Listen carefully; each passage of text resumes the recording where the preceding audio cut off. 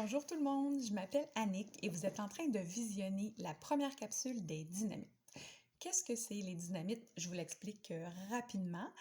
En fait, ce sont des ateliers qui s'échelonnent sur 5 ateliers, en fait. Puis, à travers ça, dans le fond, ce qu'on va voir, c'est les habiletés sociales chez les enfants. Donc, comment les enfants vont entrer en relation les uns avec les autres. Il y aura aussi la gestion des émotions, la gestion de la colère, hein, qui pour beaucoup de parents, c'est un défi.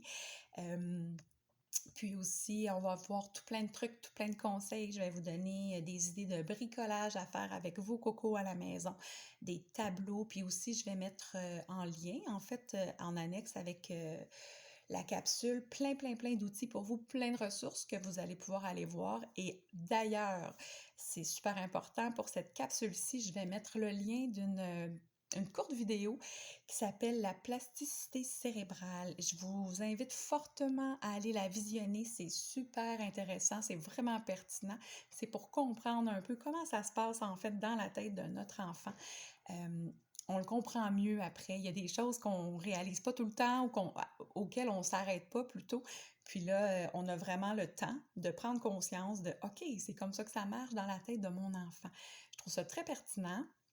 Puis aussi, dans le fond, moi, ce que je retiens surtout de cette vidéo-là, c'est la répétition. En fait, c'est de répéter les expériences. C'est ça qu'on retient. Donc, il ne s'agit pas de faire quelque chose une fois puis de se dire, oh, l'enfant va le savoir, va le reconnaître, il a appris. C'est vraiment la répétition. Et oui, c'est la clé.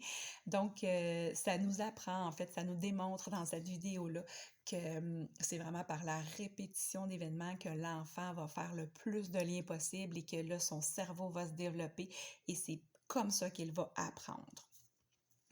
Et aussi, suite, les prochains ateliers, en fait, seront remplis d'autres outils aussi tout le temps. Puis, je vais toujours fonctionner comme ça. Donc, il y aura une première capsule. Ça va être suivi d'un conte qui sera animé par ma collègue Marie-Hélène. Et ensuite de ça, toute la semaine, vous allez pouvoir, en fait, mettre en pratique ce que je viens de vous présenter dans la capsule. Et la semaine d'après, donc le mercredi suivant, il y aura une autre capsule qui sera diffusée. Mais avant ça, on va faire une petite plateforme sur Zoom, donc un moment d'échange entre parents et avec les intervenants. On va pouvoir répondre à vos questions. Là, dans le fond, vous allez avoir eu toute une semaine pour mettre en pratique des trucs qu'on va vous avoir donnés. Et ça sera le moment de venir poser vos questions, d'échanger, de se soutenir, de donner vos trucs et tout ça. Donc, ça sera vraiment sous forme d'échange. Je vous invite à nous rejoindre aussi parce que c'est très pertinent, c'est vraiment riche. Les échanges qu'on peut faire entre parents aussi, des fois, c'est merveilleux. Il y en a qui vivent la même réalité que nous aussi, donc ça peut vraiment servir, je vous le dis. Donc, je pense que ça pourrait être super pertinent pour vous. Je mettrai le lien encore là, suite à la capsule, sur la page Facebook des Dynamites. Je pense que j'ai fait le tour. Oui, en fait, je voulais juste dire aussi qu'habituellement, les ateliers dynamites se donnent en présentiel. Et là, malheureusement, dû à la pandémie, on a dû s'adapter et on doit vous le présenter en mode virtuel. Oui, c'est décevant, mais par contre, je vais essayer de faire ça très dynamique pour essayer de vous captiver puis de vous garder avec moi tout au long des ateliers parce que le contenu est quand même là, très riche. Donc, il faut être à l'écoute. Je pense que ça va vraiment vous aider. Ce que je voulais ajouter aussi, c'est que oui, donc c'est ça, il y aura un compte et aussi sur la plateforme Zoom, il y aura moi et il y aura ma collègue Céline aussi qui va être là. Donc, nous serons deux pour répondre à vos questions et nous serons deux pour vous, en fait. Alors, voilà. Et quand ça se passe, je reviens aux ateliers là, que je vous disais qui étaient en présentiel, ça se passe vraiment dans le fond en petits groupes. Donc, quand la COVID n'est pas parmi nous, ça se présente le parent avec enfant. Habituellement, on prend environ, là, je dirais, 5-6 familles. Et là, on propose des jeux. Donc, en diade, le parent joue avec l'enfant et aussi, on fait des fois des jeux de groupe. Et lors des jeux de groupe, ce que nous, on veut essayer d'aller, en fait, ce qu'on veut aller faire, c'est de vraiment aller confronter les enfants, donc les sortir de leur zone de confort pour vraiment les confronter à un problème. Parce que là, on aimerait que ça l'explose, hein? Ça s'appelle les dynamites, c'est parce qu'on veut aller voir comment les enfants vont aller réagir face à un problème. Alors, c'est ça le but ultime. Je sais qu'il y en a là, qui sont sûrement déstabilisés, mais c'est comme ça que ça fonctionne. Et en fait, le parent est observateur. Donc, c'est l'intervenant qui va intervenir auprès des enfants.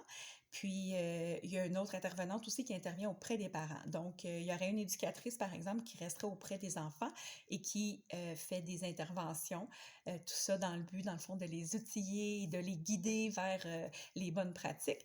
Et il y a aussi une intervenante qui reste auprès des parents, qui, eux, sont observateurs, puis qui guide les parents aussi à travers ça et qui explique pourquoi l'éducatrice agit de telle ou telle sorte avec les enfants. Alors voilà, mais là, c'est sûr que c'est une fonction différente puisqu'on est en mode virtuel, mais on l'a adapté, puis ça va être très pertinent quand même parce que là, vous allez pouvoir reproduire ces moments-là à la maison avec vos enfants durant toute la semaine. Alors, je vais commencer tout de suite. Je vois le temps qui défile. Pour la première capsule, en fait, nous allons parler des habiletés sociales. Ils sont divisés en 4 sous-groupes.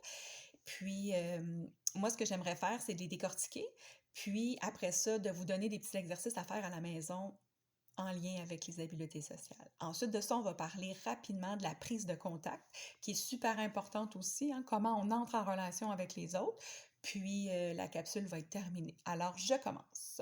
Donc, les habiletés prosociales, c'est le premier sous-groupe. Ça va être la capacité de l'enfant, en fait, à aller entrer en relation avec les autres. Je sais que ça a l'air simple, mais en fait, ce n'est pas si simple parce que pour les enfants, ils sont pas toujours outillés comme nous, on l'est. Hein. Nous, on est des adultes, donc on a de l'expérience de vie, on a un bagage avec ça, donc on a appris des choses. Mais quand on est un tout petit, hein, des fois, ça nous manque. On n'a pas toute cette expérience-là. Donc, on fait instinctivement. Ce que je veux dire, c'est qu'il va y avoir un enfant qui va avoir un jouet dans les mains et là, l'autre enfant le voit et il le veut. Qu'est-ce qu'il va faire? Il va se diriger vers l'autre enfant, va le prendre dans ses mains puis il va y enlever. C'est tout. C'est comme ça. Les enfants, ils vont pas analyser la situation, ils vont y aller instinctivement.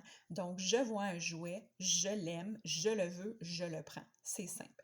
Nous, on est là pour aller les outiller. Comment on fait pour rentrer en contact avec quelqu'un pour prendre un jouet? Est-ce qu'on arrache des mains? Non. Alors, qu'est-ce qu'on fait? C'est vraiment tout simple, mais c'est juste de le nommer, d'aller expliquer à l'enfant. Donc, lorsqu'on voit notre enfant arracher quelque chose, on se penche à sa hauteur, c'est super important, on se met à son niveau et on lui dit, hein, on nomme ce qu'on a vu. Ah, je vois que tu voulais vraiment la voiture que ton ami avait, hein? Mais là, tu lui as arraché des mains. Est-ce qu'on arrache des mains? Et là, tout dépendamment l'âge de l'enfant, il va être capable ou non de vous répondre. C'est sûr que s'il y a un an, on est ailleurs. Par contre, s'il est en mesure de verbaliser, de parler, oui, ça se peut qu'il vous réponde non, je peux pas arracher. Alors, qu'est-ce qu'on peut faire? Là, vous trouvez des solutions avec lui et tout et tout. Mais le fait de nommer et de dire on ne peut pas prendre un jouet, on le demande, de l'accompagner comme ça et de répéter, répéter, répéter, ben ça va faire en sorte qu'à un moment donné, votre enfant, là, il va aller chercher un jouet, il va pas l'arracher des mains, il va être en mesure de le demander, de faire une bonne prise de contact avec son ami. C'est ce qu'on veut. Aussi, nous avons les habiletés de communication. Là, ça c'est clair, hein? Comment on communique. Donc, comment l'enfant verbalise, comment il s'exprime, est-ce qu'il est capable de nommer ses besoins, ses désirs, est-ce qu'il se fait comprendre? Alors, à ce moment-là aussi, tout dépendamment de l'âge, hein, on va aller aider notre enfant.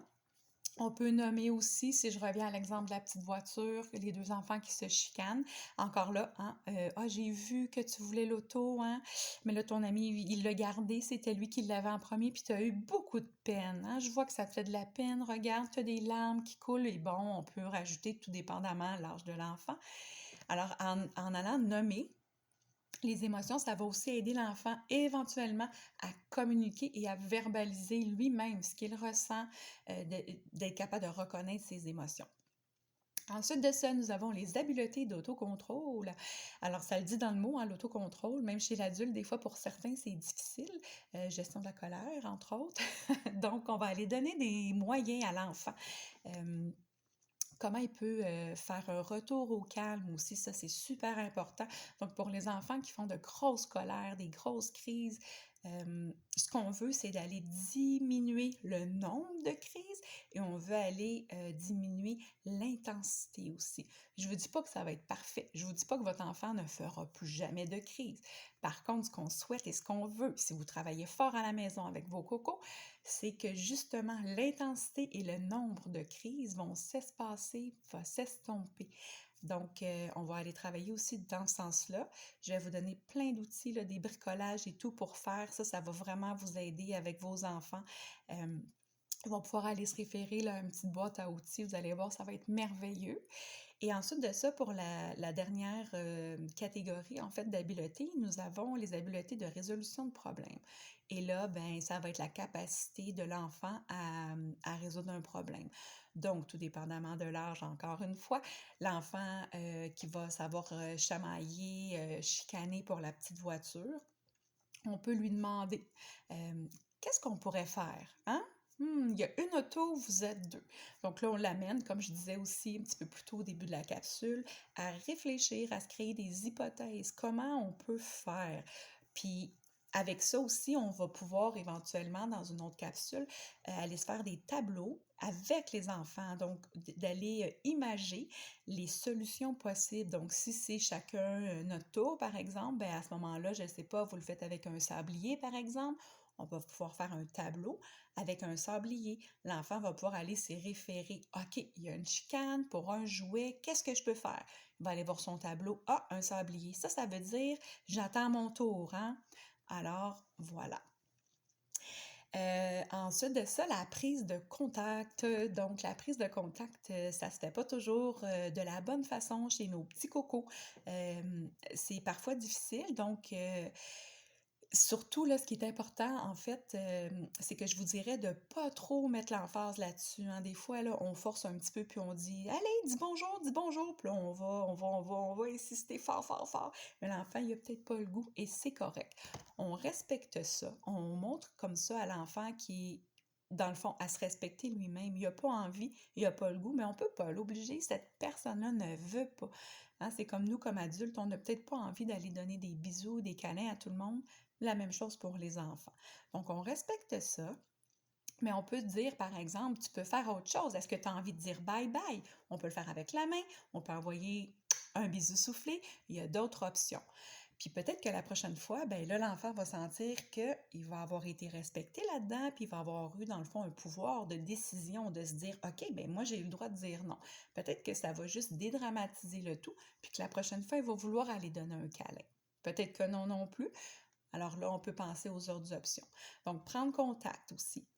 Ce que ça veut dire, c'est vraiment, là, comme je vous dis, d'accompagner l'enfant là-dedans. C'est beaucoup l'observation.